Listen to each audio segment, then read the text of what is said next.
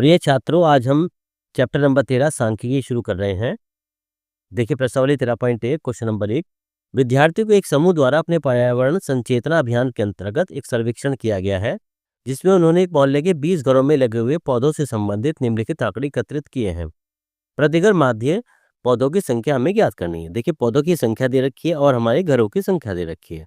हमें माध्य ज्ञात करना है और साथ में ये भी बताना है कि हमने माध्य किस विधि से ज्ञात किया है। देखिए पहले हम इसकी सारणी बनाते हैं। सारणी दे रखी है, पहली तो दे रखी है हमें पौधों की संख्या, ये दे रखी है। दूसरी दे रखी है हमें घरों की संख्या।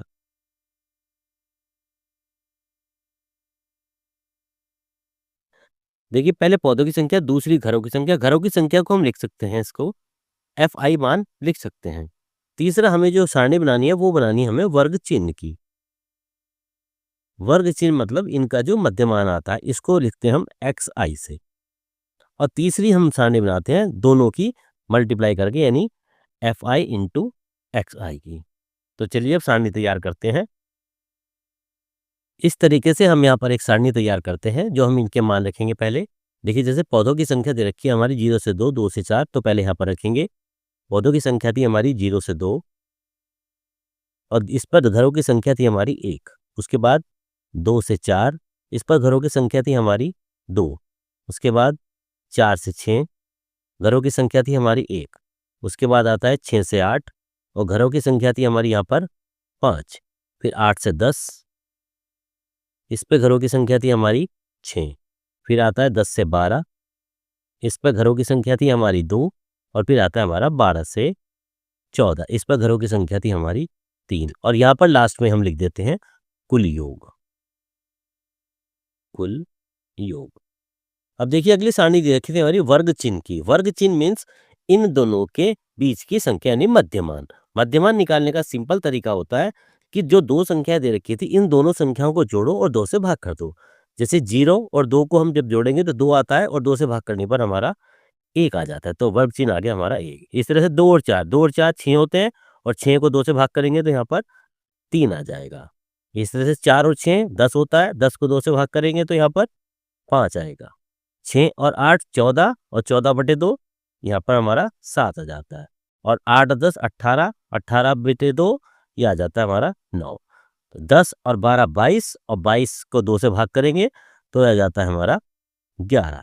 इस तरह से 12 और 14, 12 26, 26 को जब 2 से भाग करेंगे तो ये जाता है हमारा 13। इस तरह से हमारे वर्ग चिन्ह निकाले जाते हैं। वर्ग चिन्ह निकालने के बाद चौथी सारणी बनती है FI XI की, यानी ये FI है ये XI, यानी इन दोनों की हमें गुणा करनी है, मल्टीप्लाई करनी है। तो चलिए करते हैं। पहले लिख लेते हैं 1 गुना 1, यहाँ पर लिखेंगे 2 गुना 3, यहाँ लिखेंगे 1 गुना 5, यहाँ आ जाता है 5 गुना 7। इसी तरह से 6 गुना 9, फिर 2 गुना 11 और फिर 3 गुना 13। इस तरह से यहाँ पर हमें गुणा करके लिखना है। चलिए लिखिए 1 गुना 1 1, 2 गुना 3 6, 1 गुना 5 5, 5 की 7 में करेंगे 5 सते 35, 6 की 9 में करेंगे 6 निम 54, 2 की 11 में करेंगे यहाँ आ जाता है हमारा 22 और 3 की 13 में करेंगे 13 तिया 39। इस तरह से यहाँ पर हम गुणा करके FI X का अब मान लगते हैं। अब देखिए यहाँ FI का मान हम यहाँ पर टोटल को जोड़ते हैं, यहाँ लिखेंगे सिग्मा FI। अब इसको टोटल को जोड़ी कितने आया था, 1 और 2 3 और 1 4, 4 और 5 9, 9 और 6 15, 15 और 2 17, 17 और 3 20। तो यहाँ सिग्मा FI का मान आ जाता है हमारा 20। इसी तरह से sigma FI XI, sigma FI XI इसका भी मान निकालेंगे इन सबको जोड़ने के बाद। देखिए 6 और 1 7 और 5 12, 12 और 5 17, 17 17 और 4 21, 21 और 2 23, 23 और 9 32, 32 का हम लगाते हैं 2, हाथ से लगते हैं 3, 3 और 3 6, 6 और 5 11, 11 और 2 13 और 13 और 3 16।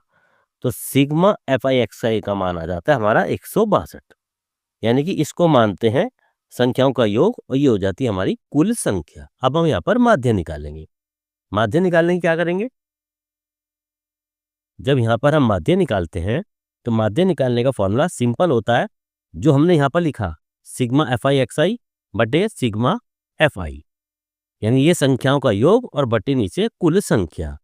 यहाँ लिखेंगे sigma f i x i upon sigma f i. Sigma f i x i का मान आ जाता है हमारा 162 और अपॉन सिग्मा एफ आई का मान आया था हमारा 20। इसको भाग कर लीजिए, 162 को 20 से भाग कर लीजिए। भाग करेंगे तो कितना आ जाता है, 20 की 162 में करेंगे 20 अट्ठे 160.12, 8.1 इसका हमारा आंसर आ जाता है। तो पौधों की संख्या जो उसने पूछी थी, पौधों की संख्या ये हमारी 8.1 आ जाती है। लिखेंगे इसलिए प्रति घर माध्य पौधों की संख्या, माध्य पौधों की संख्या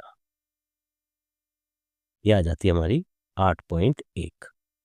अब साथ में क्वेश्चन में एक चीज और पूछी गई थी, माध्य ज्ञात करने के लिए आपने किस विधि का प्रयोग किया है और क्यों।